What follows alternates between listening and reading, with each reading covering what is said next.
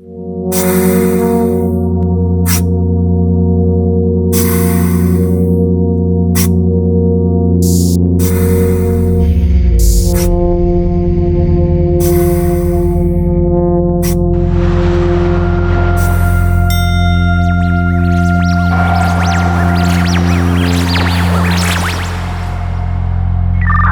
Control, the space pod has landed.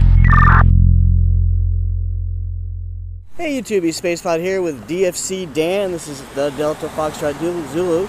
Look for his link in my description. We're here today doing a dual ride with the Ninja ZX3R with a brand new Pirelli Diablo Rossa 140 tire and Dan's 2014 Triumph Street Triple R. Got a fender eliminator, he's got a back camera, he's got some sliders already, bar end mirrors, flash screen, and something fun here. So hey Dan, how's it going? Are you ready for this little dual ride? Yeah, should be good. All right, we won't belabor the interview. I just wanted to quickly show the bike. Anything you want to say before we head out? Not really. Just be careful with it. She's a torquey beast. Be careful with it. Yeah. You got it. Yeah, I'm always pretty careful with bikes. It's good to say that. It's good to remind. Fist bump. Boom. Okay. Be careful with that beast. Oh yeah. Well, I still ride mine occasionally, so you know. This thing is going to be tall for the pod, as all these bikes are. Alright, first mount. Okay, it feels a little tall, but it's not too bad actually. It feels a lot better than the 675R.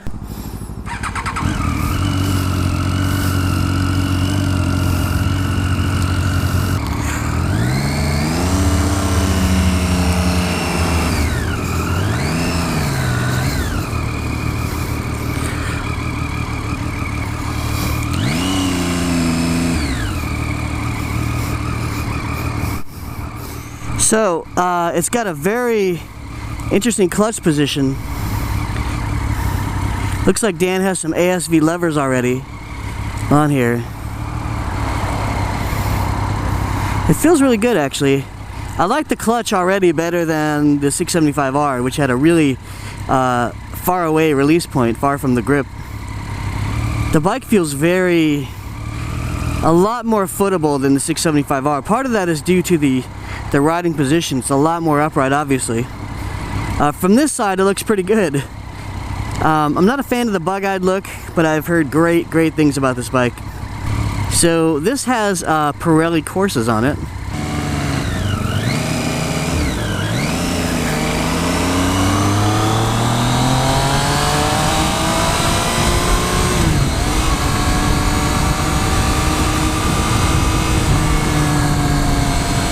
Very smooth engine.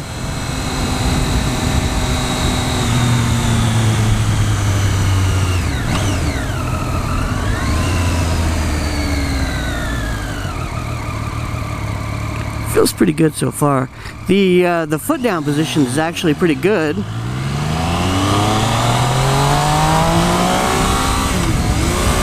There's nothing getting in the way of you putting your feet down, no pegs getting in the way. On some bikes, like the FZ07, they really do feel like they're in the way. And that can complicate your inseam issues if you have any, which I do. I think this has a quick shifter.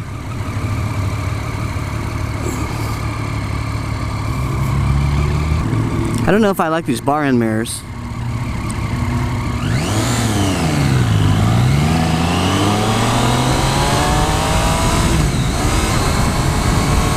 Got an analog tack. Gauges are pretty legible. It's got a gear indicator, which is nice.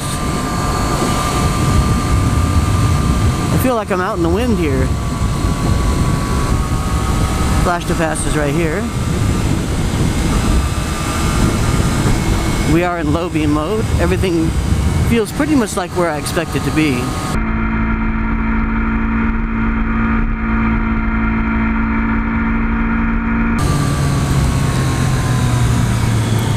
Braking feels good, as you'd expect. I haven't really tested it yet, but so far so good. Now, it is, obviously it's taller than the Ninja 300, but it doesn't feel that tall.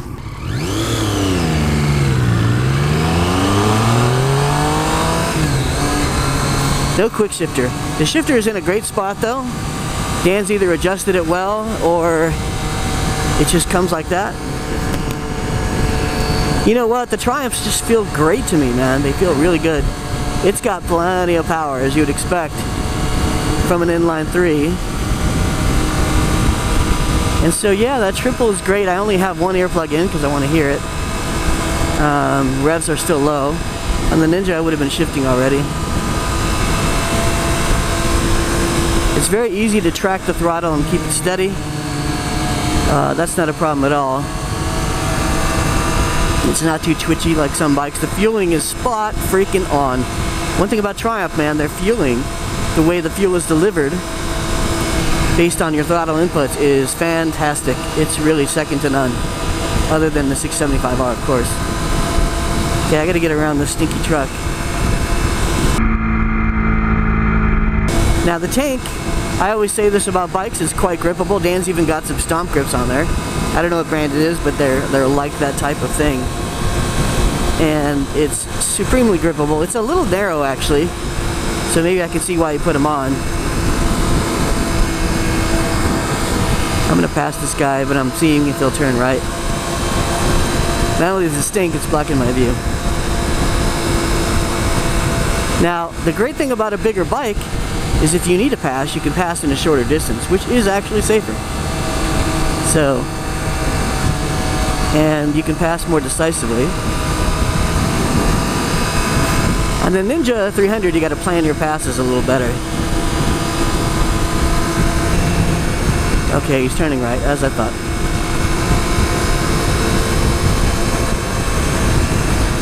And I don't need to wait for him.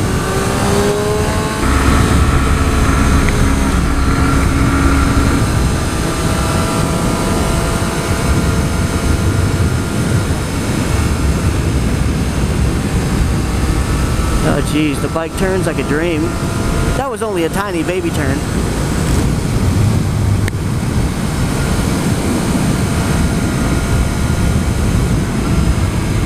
Let's try a little bit of a roll on here. It handles really well. It's actually handling better than I'm giving it credit for.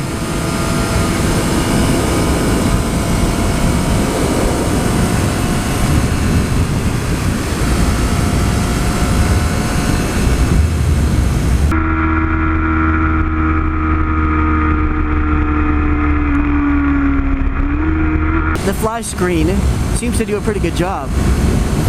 You know, I'm short, so it's easy for me to get wind over my head. Let's try it tucked in. So yeah, you can make use of that fly screen if you need to. The seat's very comfortable, it's very long. There are lots of opportunities for seating positions.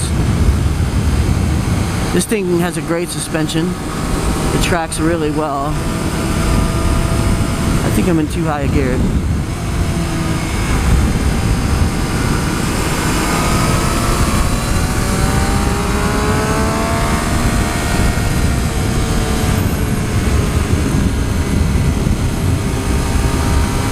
I'm turning too much.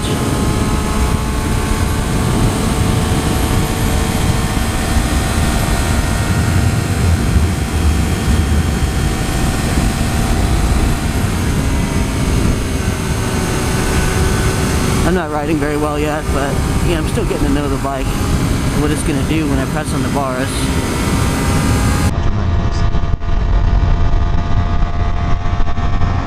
Fire clearance. Yeah, I'm in second gear. See, that gear indicator is nice.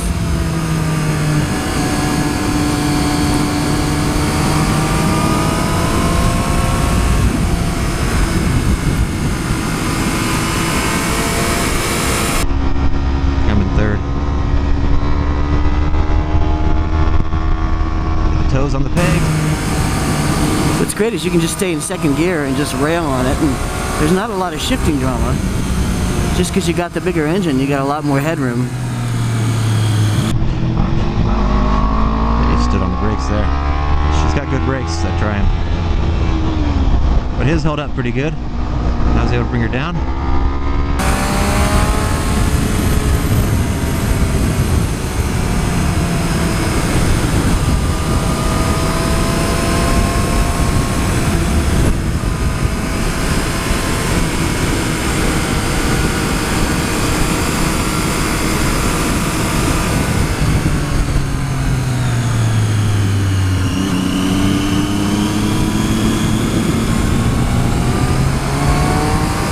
Trying to get comfortable. You know, the bars are pretty upright, but it doesn't feel unsporting.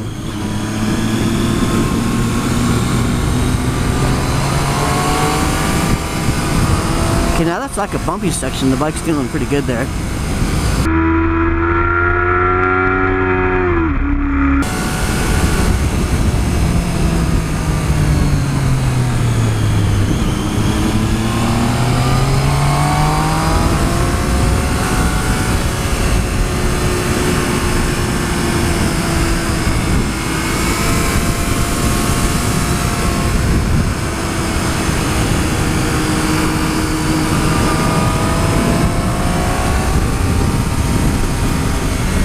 Yeah, I've been in second gear this whole time.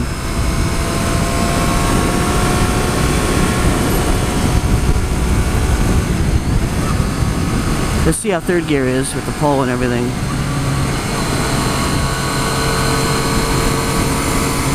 I'm trying to figure out a position that works with more aggressive cornering.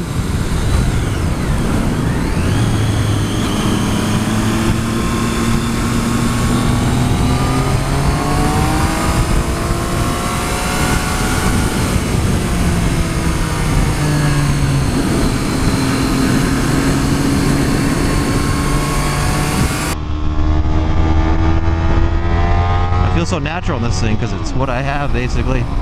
Very small differences. Road construction. The bike leaves you floating just a little bit more, you know, because of the riding position.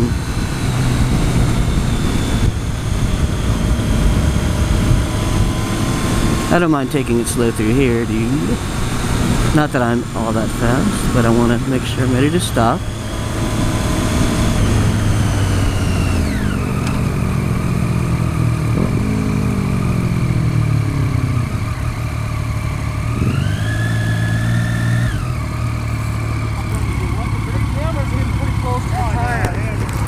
Do you want to pull over? Yeah, next good spot. We can do that. Next stop? Okay.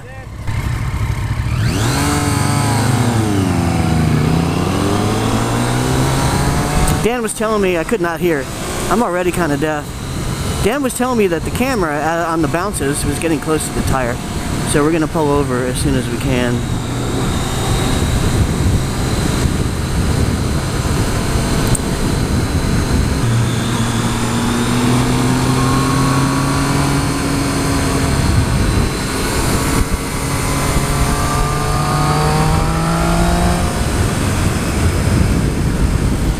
You gotta love those corner exits.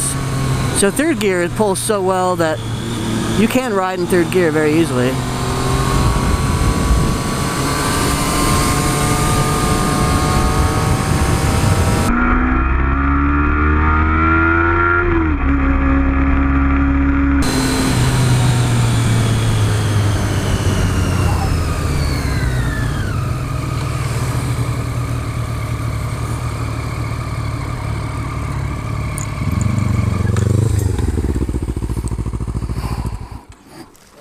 Ah, man, the bike is awesome so far.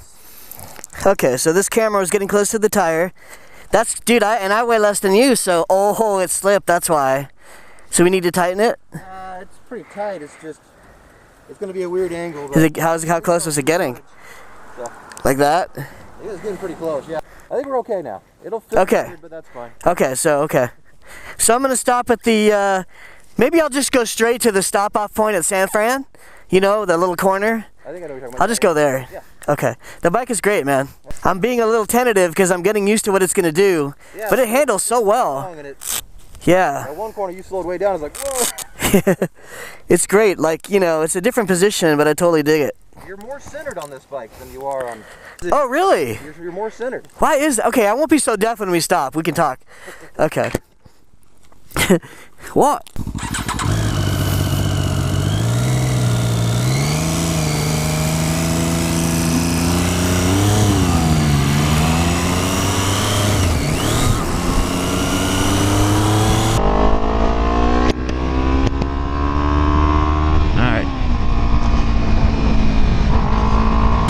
Okay, so Dan, you know, I have this thing where I sit crooked. I don't know why I sit crooked. But Dan was saying on this bike that my seating position is better. Maybe with sport bikes, because of the lean over, because of how committed the position is, I tend to favor left, maybe because it's harder for me to foot.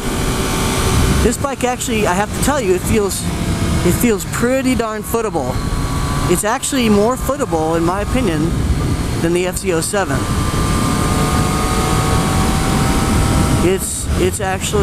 I'm only 5'3", 29-inch inseam, and I think it's pretty great, especially on nice, even pavement.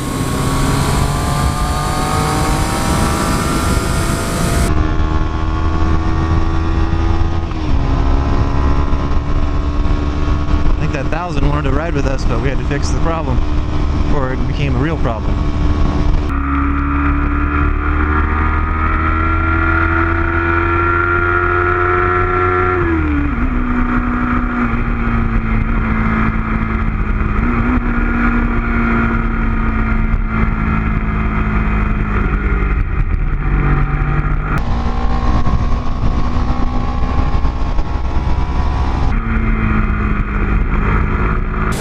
Trying to get loose on this thing and be at one with the bike.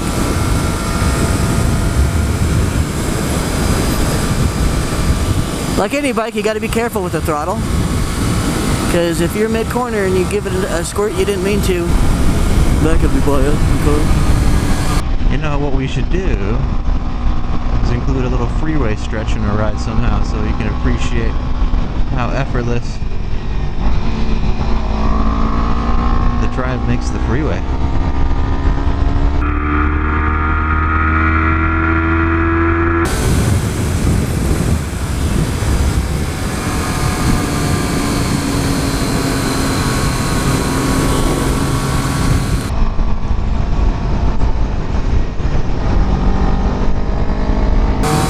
Trying to keep my weight over the front.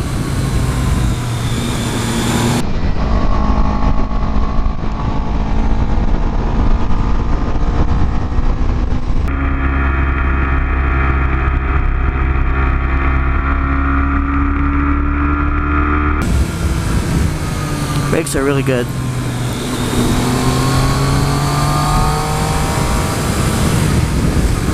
That was an old SV, 2002-ish. Very similar to the one that I had.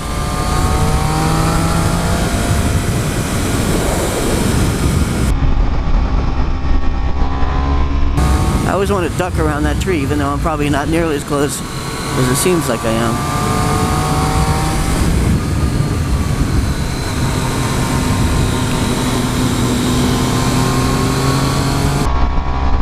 I like Bouquet Canyon. It's a nice canyon. I'm starting to get more comfortable with the bike, and I can go deeper into corners before I turn. So that's nice. I'm not entirely screwing up my lines. Got that grunt. That mid-corner, that mid-range grunt is just phenomenal. I just have to adjust all my lines. But this reminds me of riding some of my bigger bikes I've owned through here. The amount of throttle control that you need.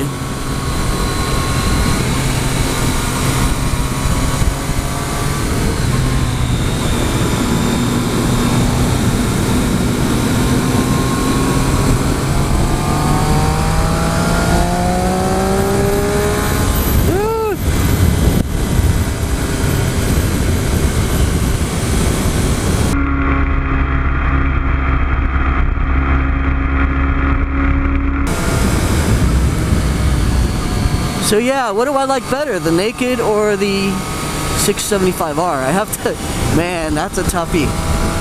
I don't really like the looks of the Naked as much, and that goes for any Naked bike. you know, the Street Triple has a little bit of a bug-eyed look and a little bit of a mosquito. The Daytona has a really great look of a race bike, but it is not nearly as, it's not as comfortable as this bike, just in general. It is pretty comfortable for a sport bike. It's committed, but a lot of, you know, most sport bikes are pretty committed, and I think it's more comfortable than a lot of sport bikes. It's narrow and light. But this thing is just, it just feels so accessible. Now Triumph does offer a low seat. So it's basically a seat option factory that will give you more inseam, or it's less high, you know, it's a lower seat basically, so you can get more foot on the ground. So shorties, take note, if you have a Triumph or thinking about a Triumph, consider the low seat from Triumph. It's a little chilly up here.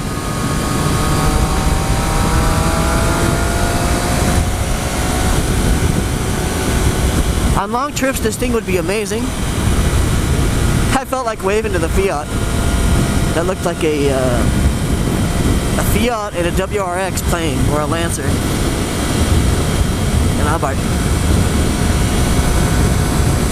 Let's try a roll-on. Got that engine note. Orgasmic.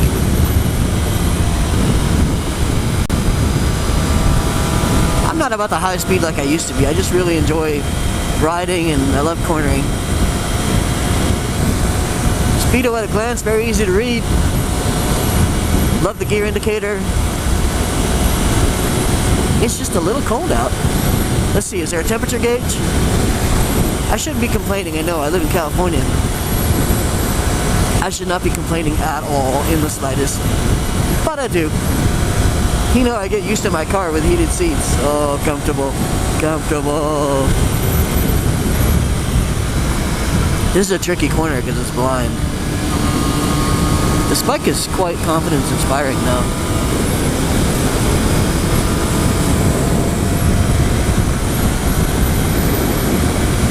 Now this is where, on a cold day, yes, it is cold. On a cold day, this is where I like a full windscreen. So that edge goes to the 675R Daytona. And you can make a sport bike more comfortable. You can add heli bars, lots you can do to it. Yeah, downshifting feels great. Gears are really smooth.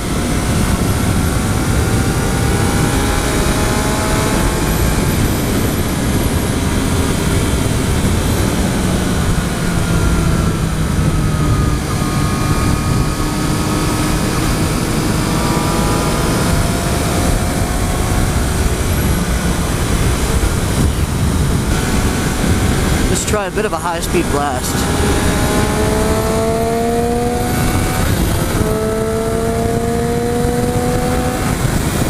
Wow. I don't want to go too crazy, but this thing, not only does it pull, it has an amazing sound.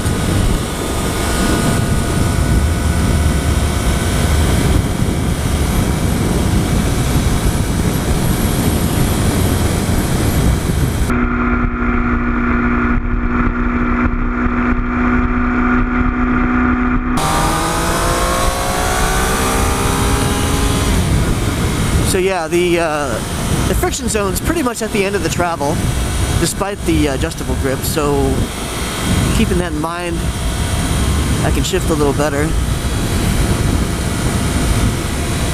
Ooh, it's chilly.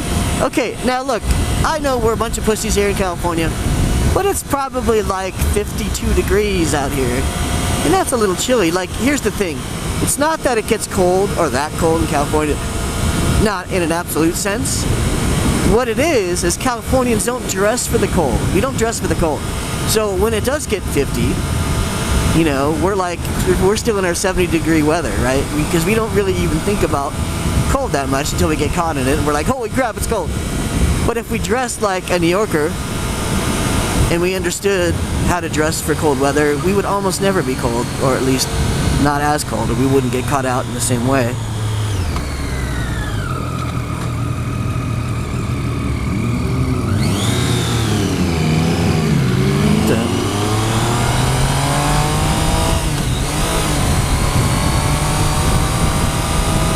Yeah, it's a nice little biker group.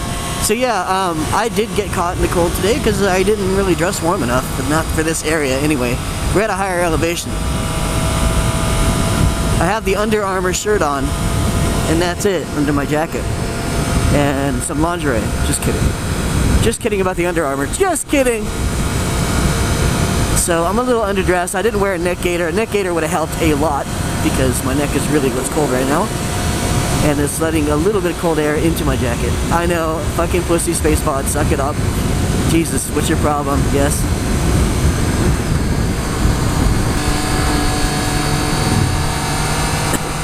I gave him a wave and a nod, like he's the friggin' sheriff. What's weird is when you ride a bike and you get comfortable with it, it's amazing how everything opens up. Your sight changes.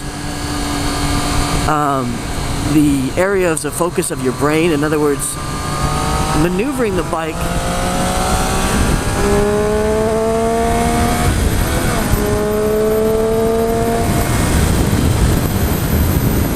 see, I passed 2 cars in the space that I might only be able to pass one on the 300. Oh, look at Dan. So everything opens up because you're able to do more things automatically. Instead of thinking like, you know, where's the signal, where's the key, where's the shifter, where's the bite point, all that stuff.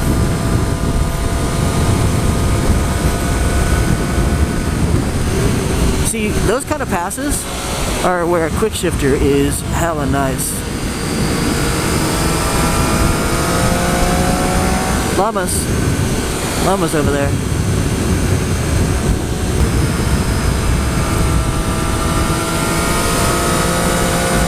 So the bike feels more tossable to me now because I know what it's going to do.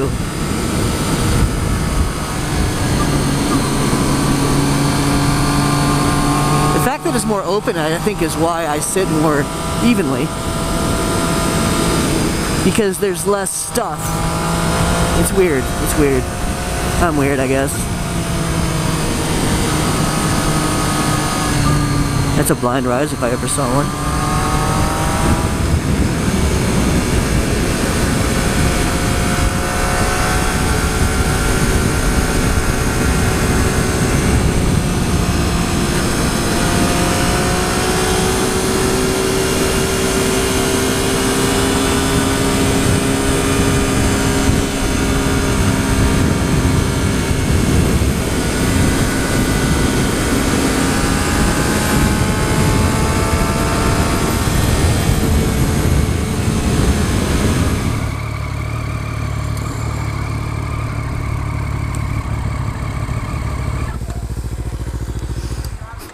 Was it fun? Yeah.